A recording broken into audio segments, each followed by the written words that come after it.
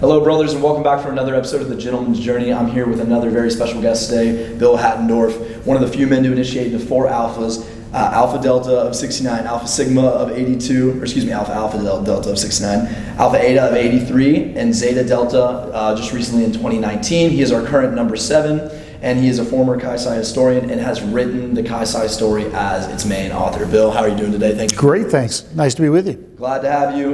We, again, are here at the 180th convention here in Raleigh, North Carolina at the Marriott Town Center. Everyone's flaring, everything's excited. We got a lot, just as I've discussed in previous interviews, we have a lot of young guys here, people who have never been to a convention before. As I mentioned, this is my first one, let alone as a delegate also. Just such a unique environment. Just the fact that we can get everyone out here, people from each alpha with young men representing, especially position holders, getting to go to all these tracks. I think it's definitely a one-of-a-kind opportunity. Absolutely. Definitely grateful to be here. Me too. Just the opening keynote last night was great to hear. Even from Dr. Olson, who, while he's not a member of our fraternity, it was great to just hear that there are people out there that want Greek life to have a positive impact on the world and beyond. Yep. And I think that's one of the center messages of our fraternal brotherhood, is just being able to reach people in a very good way and to be Chi Psi gentlemen. So Bill, just first and foremost, starting with your early life, why did you rush a fraternity when you got to college, and what specifically led you to Chi Psi? Sure.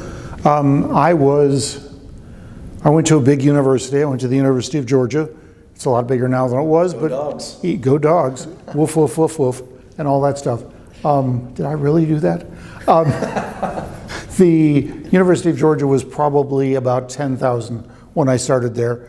I can remember just sort of being lost in the crowd from registration to anything else, and knew that I needed a closer group of friends. I'd gone to a boarding school before that, and we're very close with a bunch of people in the dorm and that sort of stuff. So it seemed natural to go through rush. We couldn't rush our first term. We had to wait until we'd made our grades, so to speak, and then we could go through rush. And I did, not being sure that I was going to join another fraternity, or a fraternity.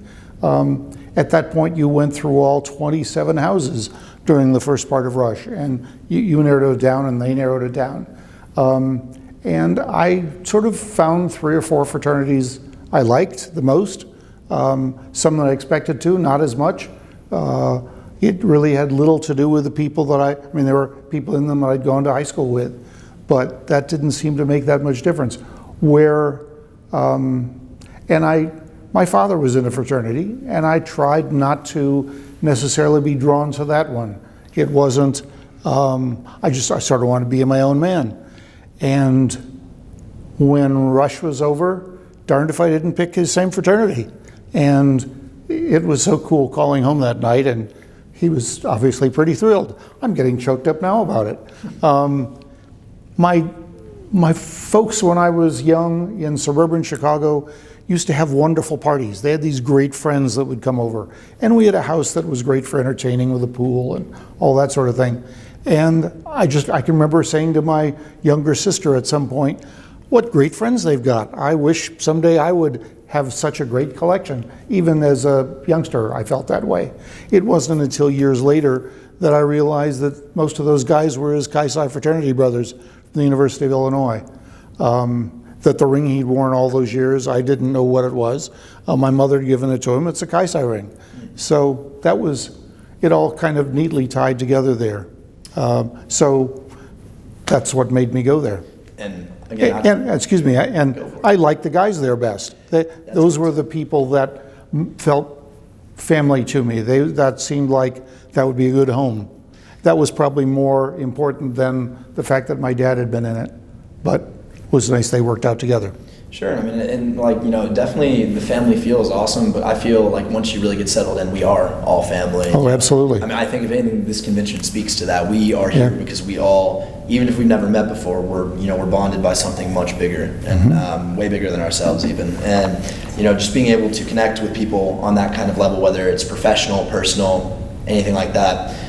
Just gentlemen that share your interests, have walked through similar paths of life than you, maybe different paths of life than you. Just getting to come together and getting all of us to just sit in one room and interact. I think that's so special. I think if anything, at the individual level in this brotherhood we together are setting the example of what we want the world to look like what we want our output to be, and that I is like that. everyone in harmony together. Yep. And people may think that's silly or cliche, but I do think it's something we like to strive for, and it's the reason we teach what we teach. Going into just like what you learned like during pledging, or what, everything you were taught during those moments, what were some impactful moments or lessons that you took from that undergrad experience? It doesn't even have to be just constrained to pledging, or some things you just learned along the way that you really still carry with you today as a man? From the very beginning, when I first went through Rush and when I first joined, the people that I met seemed to all care about me and were interested in me, and that seemed unusual in the big university. The guy who pledged me was the guy who put the pledge button on me was the visitor at the time was down from the national office, who later became executive director. And the guy that was with him was the number one, who was a lifelong good friend. They knew my life story in very short order, and I thought that was pretty unusual. The first week I was there, at the end of the first week, there was this really old guy that showed up. He was at lunch on Thursday or Friday, and I ended up sitting right across from him at lunch, and he was from St. Louis and hadn't gone to Georgia. He'd gone to Amherst College and the University of Wisconsin, was a Chi Psi at both of those places, and he was there to initiate the class that had pledged in the fall. It turned out he came back a couple months later to do our class as well. His name was Stanley Burge, and that began it began a friendship for the next almost 20 years. That we corresponded regularly, whether he was in St. Louis or Cairo or wherever he was. We sent letters back and forth. That's what you did then. Oh, yeah? So he was an important part of my learning about the fraternity. He became an important part of my life for the next 20 years. Well, continuing just the lessons that he taught by example. Sure. And I think there's a reason we still talk about Stanley Burge today, why we call him the personification of Chi Psi. Just you think about people who have really led the way for these undergrads that are here today, and you're seeing it, and they've paved these ways for us. Stanley J. Burge has to come to mind, absolutely. And I think, like I said, there's a reason that we have to remember these things, the example he set, because it's examples we want to continue. It doesn't stop. It doesn't stop with Stanley Burge. For sure. Not at all. So I definitely think the connection is so meaningful, and like you said, it's responsible for a lot of the ways you think about this fraternity, a lot of the things you've done for this fraternity. Mm-hmm. And I think again, you, and many others are very good examples of where we should strive to be and what we should continue to do. Because as you know, with any type of good unit, organization, brotherhood, family, when you ideally lose your way or lose those values, that's how everything slowly starts to subsequently crumble. But sticking to them like we've done, since our founding in 1841 is the exact reason we're still here today. It's the reason we'll be here tomorrow and for many years to come, Lord willing. So definitely something very positive. Let me throw in one other piece there. Besides Stanley Burge, we had the assistant dean of men. He was sort of dean of fraternities, an older guy. He seemed older at the time, probably 50. But he came in and administered a program for us called The Man in His College. And it was a speaker series kind of thing. And he brought in, with his connections, the mayor of town and football coach and various other people to come talk to us every week. It was just fascinating. Gave us an orientation, not to the university, but to the town as well. And being connected with the town that way made a big difference too.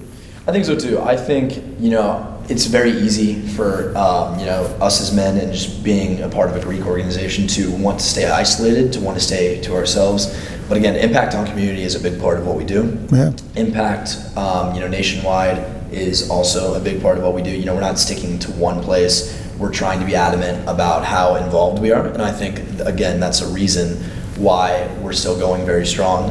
And I would say we've been blessed, with a lot of, the opportunities we've been given, not just, alumni, but undergrads as well. I think we are in a very good place, and I think, again, that's the reason why we're here today, why we celebrate that. But, the work's not done. not at all. And I think just continuing to maintain those values is a big step, and so happy for that.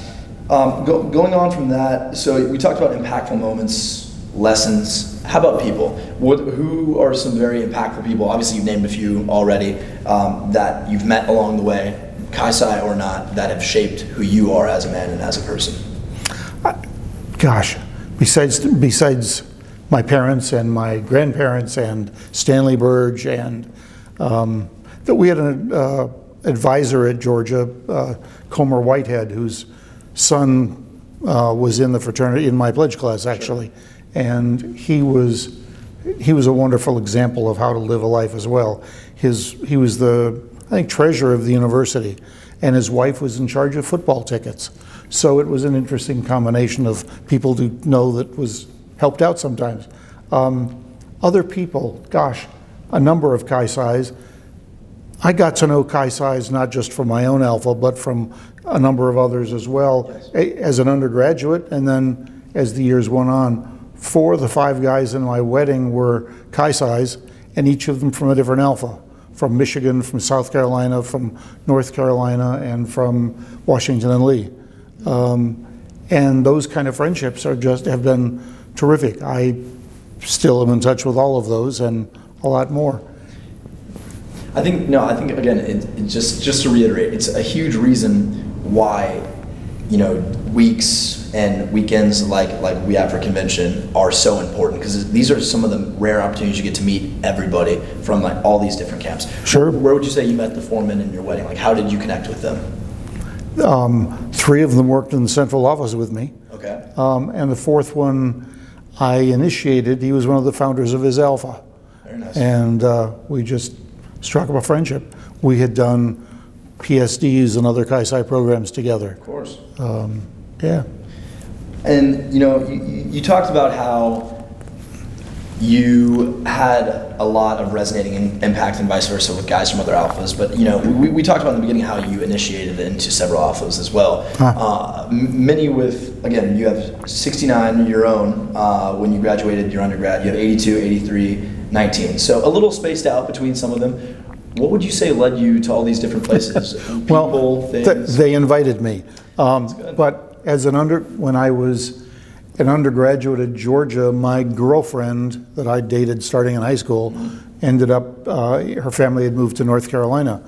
And she had a large family and not a big enough house for just an extra guy to hang out in, you could say. And I spent, when I would go up there for the weekend, I'd spend the night at the Sigma Lodge at UNC. They were always very welcoming, got to know a bunch of people there then. And then when I worked in the central office in the late 70s and early 80s, somehow, for a number of reasons, I was at Sigma a lot. And we got to know each other well, and they invited me to be an alumnus initiate. And so I went through the entire initiation process. There was a dance early year on, and the ceremonies and other activities in the meantime. And I went through all of it like the class that was going through then did. That was Sigma 82, Eta 83, Bowdoin College. We've lost half our alphas in the Northeast, but at that point I was very much involved trying to keep them alive, working in the central office. Bowdoin was sort of a classic battle with the college.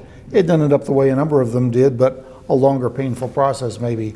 And I got to know the guys there so well. That group of the Chi-Scis that stayed loyal to the fraternity, and it's a classic story in our fraternity's existence in a way, but those guys formed a bond so close with each other because of the animosity against them and all that sort of stuff. I sort of became like camp counselor to them. Sure. And they invited me to be initiated there as well. And then years later, and those were both in my central office days. Years later, my dad had gone to Illinois, and as Dave Romoser, class of Zeta Delta 65, suggested, I was initiated to Georgia by accident of my parents moving there. Otherwise, he was sure I would have been a Chi-Sci at Illinois. So they invited me to become a part of my dad's alpha too. And we did that right before COVID. Are you grateful for the opportunities, I'm guessing? Absolutely. I would say so. A lot of men can only hope to be able to have that opportunity, because we think about our initiation and how special it was for the first time. Getting to go through it 4 times. I mean, fantastic. And I love my own original alpha no less because of these others. Yeah. But just being ultra involved, that is such a unique and powerful opportunity. And I think you would say it was definitely many steps in the right direction for you, especially as you've journeyed to your position as number 7. But before that, right after you finish up at Georgia, what did your life look like a little bit after college? Like, what led up to where you are now?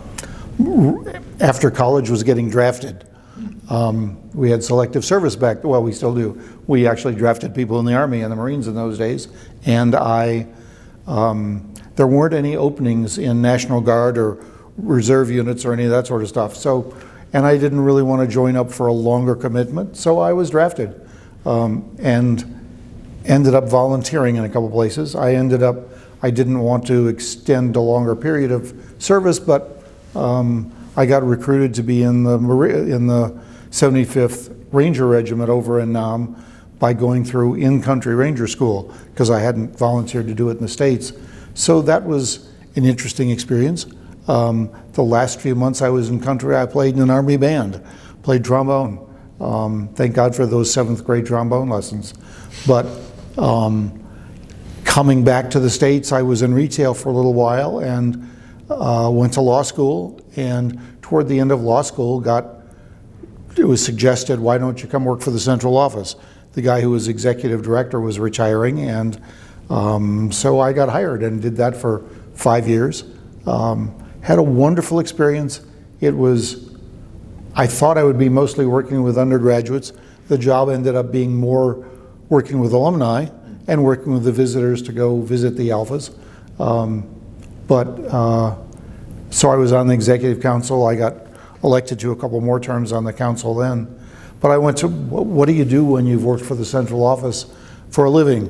It's a unique set of skills, I guess. Yeah. But I discovered I was qualified to do alumni development work. So we've done pretty well with raising the bar at the central office in terms of fundraising. And I worked for a number of schools, universities, and then did a little consulting as well.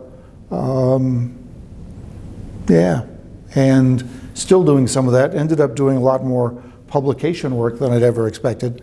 Sure, I was on the newspaper staff in high school, but this was a little more sophisticated these days. A little bit? Yeah, desktop publishing and all that, which, when I was I'll back up a little in terms of publication kind of stuff. When I was when I pledged at Georgia, the materials we were handed, 3 mimeographed pages, legal size, but 1 page was questions, and the other 2 were the answers to the questions, sort of. And I thought, I bet there's more to learn out there than just these 3 pages. And so the first manual for new members I put together was for my own alpha, probably the end of my junior year, which we started using. And in the central office, I took that and as a basis, and we created a larger manual for all the alphas, into which we could bind a local section in the back. And then I think this is in terms of bound publication, this is probably the 5th one of these I've done. Sure.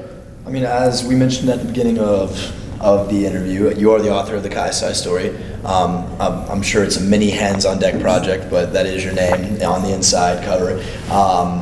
Just talk to me about the writing process in general, because you can, I mean, as a man and the Kaisai historian, if you ask most undergrads and alumni, you can know plenty, but articulating words, putting everything in there is a completely different process. Any writer knows that. Tell me about writing it. It was the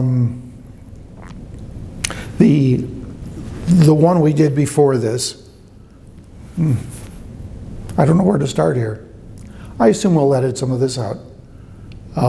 Yes, we will. Okay. So the book is sort of a combination of different kinds of things. Back in the 40s, a guy named Pete Piper had put together a book that he called The Man in His College. And it was not about Kaisai history in any way. It was more about an orientation to college. It was about life philosophy. It was manners and 1,000 other things. Sure. hadn't done anything quite like that in a long time, and I looked at maybe including some of those ideas at least into the newest version of this. We were running out of copies of the last edition we'd done from the 2000s, and we needed some more. This became a larger project, and the kinds of things that would be useful information, some of them are sort of are together in the back as sort of here things you should know, every college student should know, and it's a takeoff on an article we'd done for the Purple and Gold in about 2005. The other part of it, and the thing I spent the most time researching in some ways, is not the history at all. It's not the Philip Spencer story and all the rest, although all of those historical stories are historical stories, have been updated and expanded and all that. We've learned a lot about some of those subjects. But the early few chapters also talk about what is it like, what is a man, what is masculinity, what is toxic masculinity. Not trying to use that term too much, but there are so many things that we have so many different kinds of people in the fraternity. We're a diverse group, more so than ever. And just because you don't fit into the man box, as it's called, doesn't mean you're not a man or you're masculine. And is that even important? So this feels like I'm rambling a little bit, but there's just a lot in there. Sure. And so the first 4 chapters, while they're referred to as friendship and brotherhood and gentleman and scholar, they're really taking a lot more. And I probably read 250 books on some of those issues over the last 5 years, just trying to learn more myself. It's sort of been my own graduate education, or a second one. Found it fascinating, and it's something that I continue learning about. There are things in there that I didn't know 5 years ago, and I just had to share with the world. So there they are. I think now more than ever, I mean, beyond our fraternal brotherhood, just there's all different types of people from way different walks of life coming in and being a part of something. And here, instead of turning that away, you mentioned this last night in your closing remarks, we embrace that. We embrace that we're all from different walks of life. We embrace that we're not the same, because I think that's where you find value. And I think those opening chapters, because I remember them very freshly, just going through them in the fall, talking about what it means to be a gentleman and to be a good person. I think that's the baseline of where you start with all these things. You can learn the history, you can get to these stories, but you got to start just right at the root. And who we are and what our values are the root. And I hope you'll be pleased with the way these have taken on further stuff. Yes, no, absolutely. I think it's gone beautifully. And like I said, the things I just picked up on, the things my pledge brothers picked up on, and the ones before me, still things you talk about to this day, and just some of the stories. I mean, beyond the values, talking about the Philip Spencer story, talking about the Cornell fire, and going really in depth with those, doing certain activities relating to those, definitely really special. And I think it brought us closer together. You talked about PSDs earlier, like doing those sessions. All of that's talked about in the Kai Sai story, it is still all completely relevant today, and I think that's for a reason. And I think you and obviously the people who assisted and everything that's around us today know that, and I think it's going to be something we continue to push forth. But the writing process itself is definitely complicated. I think you would say that, and it does take a lot. It's not, a lot of people just think you can kind of just scrummage something like that together and it's done. No, I'm sure it took just years. Several years. Well, there's the writing of it, and then there's the editing of it. And hardly a day has gone by that I haven't changed something. It's been a living document. It's, as soon as the paper comes in, they're going to print it. So I'll have to stop. But until then, it's all a continuous process. I mean, yes. People are changing. While we cling to those values, we adapt and we adjust to the fact that we know that we live in a culture that is constantly moving, constantly shifting. You brought up words like, obviously you don't want to use it too much, but you brought up words like toxic masculinity. You brought up words that having to deal with putting men into a box and saying we have to be a certain type of way. What's beautiful about our organization, we can be fully who we are while maintaining these values. We don't have to do it, by the book, I guess you'd say. We just have to maintain those values, and that's the beautiful part of it. We can all be different, and we can all, work together. We can all live together, eat together. go to each other's weddings, or be in each other's weddings. All those kinds of things. So I think that's a beautiful part of it, and I think that's something unique to our fraternity specifically. We talked, again, last night in the remarks about how there are a lot of organizations who kept out certain types of people, certain groups of men for certain reasons. We have never done that, and we never will do that, and I think that's what makes this special. And that kind of transitions into the fact that Greek life, as you know, is very frowned upon. And I think we... Not by me. Not by you, but you know it's frowned upon by a lot of the world. Sure. And you spoke earlier about how we've lost a lot of our Northeast alphas, and as you know, a big reason for that is just how the college itself views Greek life. Though we may do a lot of the right things, not that we aren't prone to mistakes, but though we may do a lot of the right things, we know that we are always going to have eyes on us, and we are always going to have people who are skeptics and skeptical of what we do. How do you think we work to alleviate some of that? Like, what are the things you think we focus on, especially as our number 7 now? What are some of the things and approaches we've taken to help deal with the kind of those negative views of who we are? Trying to put a positive word out about what we actually do. I think most of the negative, I'm sure there are people with good reasons why they feel negative about fraternities or the Greek movement in general. I think most of the problems, though, stem from some of the bad publicity we get. There's so many wonderful things that fraternities and sororities do that, of course, never get reported because they're not news. They're just us being boring, good people. Swept under the rug. Swept under the rug. And I don't think we can expect any better unless we're in a positive way about it, unless we create good press. I don't think most of us understand how to be good press agents. There's a lot we can do to plant good stories in our campus newspapers, in the town newspapers. Will they want them? Not most of them, perhaps, but we can keep trying. I think if we, I do remember when I was first joining the fraternity and how one of the things that somebody in my alpha did was send press releases out to everybody's hometown newspapers. Sure. And hometown newspapers, they're in business to print news about local people, because by doing that, you get local people to buy the paper. If people aren't in the paper, they're not going to buy it as much. So this was great interest for them.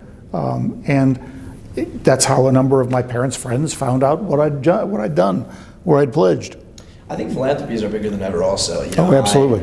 At our own Alpha Phi Delta, we have loved getting to work with the Ronald McDonald House, and we've loved getting to work with various families, sponsoring them to get service dogs and just various things. I think being able to be as involved as you can is really important. We did an inaugural bracket challenge this year for our own Alpha, which raised thousands of dollars, and just coming up with new ideas like that, promoting them, like something very different than when you were back at Georgia is just the power of media, social media in particular. Oh yeah. You can get words out about all types of things. Anything you really want to say out in just seconds, you can get it to anybody, and you can really spread a message quickly. And I just don't think we take advantage of that enough. I think that just imagine the power you can have, obviously positively, just pairing with sororities, promoting, like, not out of pride, but like promoting your good works, getting, those press releases out there and all these good messages. Because sometimes your traditional media outlets, news, it isn't going to pick it up, like you said. Right. It doesn't want to pick it up. They want to hear the bad because that's what gets clicks. But people do have a desire inherently to see good things, and I think getting out those messages. That's why I really enjoy going through our newsletters, our Purple and Gold magazine, all these different things, the website, the post, because you can just repost them and everyone that follows you, Kaisar and I, can just see what you guys are up to. Now, Bill, obviously you are sitting number 7, and you're very hands-on when it comes to this fraternity. We've talked about your journey to national president, and again, through your times as a historian and where you've gotten to now. Now that you're obviously in the thick of it, what were some goals you went into as number 7? Like, what are some things you really wanted to address when you took the position, and how have you carried that out in your tenure so far? I think my feelings about that have changed a little bit. It was not an office I sought. It was not, it was just, I consider it a huge honor. I guess my sense of general goal was more that I wanted us to do more, better, good stuff. To be completely inarticulate. We have so many strengths, we've got a lot going for us, and we just need to take advantage of some of that. obviously we need to raise more money, but that's so we can do more good things. Sure. Educational programs at the top of the list, but supporting our alphas in a lot of different ways. The more time we spend with the alphas as alumni, as central office visitors, as whoever, the more that seems to pay off. I have, during COVID, actually it started a bit before COVID, I got interested in the remark somebody said, and like, gee, how can I be more involved with other Chi-Psis? How can I keep these friendships going? I graduate from college and my life is completely clustered around these other brothers, and then I go take a job in some other city and I'm completely cut off. What can I do? How can I do more Chi-Psi? And it got me thinking a lot about a bunch of subjects having to do with loneliness, and there's some wonderful titles out there like Bowling Alone. We Americans don't do things in groups as much as we used to. We don't join the Lions Club or the PTA or the American Legion or any of those other kinds of organizations. We are more increasingly alone. The number of close friends any of us has on average has gone from about 3 down to about 2. Women look like they have more close friendships, but it's sort of a different kind of relationship. So we're lonely. The biggest health hazard in the United States is not cancer or health disease, it's loneliness. Did I say health disease? Heart disease, sorry. A person who is feeling lonely is much more likely to die about 10 years before anybody else. That life expectancy just drops. Yeah, exactly, life expectancy. This week that's been a big thing in the news because we just lost 2020, we lost something like a year and a half. But 4 out of 5 years before that, we were for the first time in American history really, that level started decreasing. So it's a challenge. And it seemed to me like we as a fraternity should be able to do more to help with that transition for our young graduates. So I started joining some other organizations out there. Sure. I found a great men's group in Chicago. It was originally called The Tribe. It's now called Men Living. And there are several other men's groups that I've gotten involved with, and they have some good things going. And I see a role for that with Chi-Psi. I see a whole program of things, of challenges, of networking, of something we haven't done before, and a group of Chi-Psis that we haven't really focused on much before. Yeah, Bill, you touched on kind of one of my final questions. It was, what impact do you hope to leave through your walk with this brotherhood? And it sounds like you kind of articulated it pretty well there. You hope to bring kind of, groupness and togetherness back together. Just the idea that we can all not only work together, but we can enjoy time together. I know you've obviously, driven in the car before, and you've seen those little stickers on those cars that say like tolerance or coexist. This isn't coexistence, this isn't tolerance, this is us actually enjoying our time together. And I think that's such a special part of it, is we're not tolerating each other, we are enjoying each other's company, and I think that's really cool. That's what we're here for. And I think that's such an important reason why we've added mental health chairs to our, not only to our mental health to our curriculum that we talk about, but also just an actual position for it. Huge impact, especially during COVID, I think. The mental health chairs we've had in our own alpha have just been phenomenal, and they've been really passionate about what they do, and I do think they make such a huge difference. It's awesome that we're able to provide that kind of programming. I think so too. Last 2 things. Bill, what is your biggest fear? I don't think I have one. You don't think you're afraid of anything? Oh, I'm afraid of lots of things, but a biggest fear?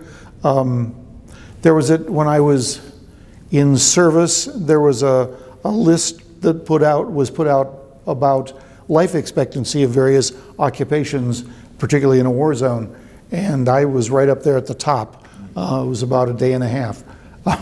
And I think that's always concerned me a little bit. Am I going to not live to see my grandchildren or that sort of stuff? There's so much out there to be done, and I don't have time to do it all, but I don't feel like I'm in a race.